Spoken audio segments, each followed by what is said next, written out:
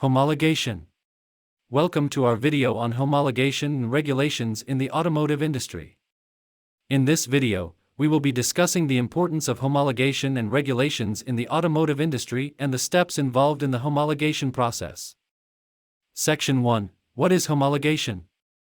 Homologation is the process of certifying that a vehicle or component meets the requirements of regulatory agencies.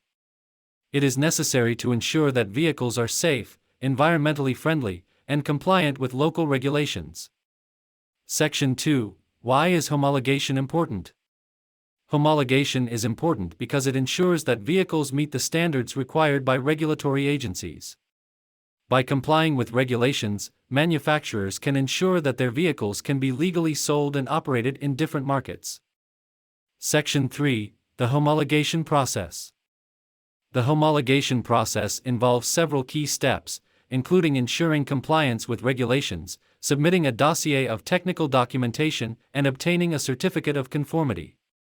The dossier of technical documentation includes information about the vehicle's design, construction, and performance, as well as any testing that has been conducted.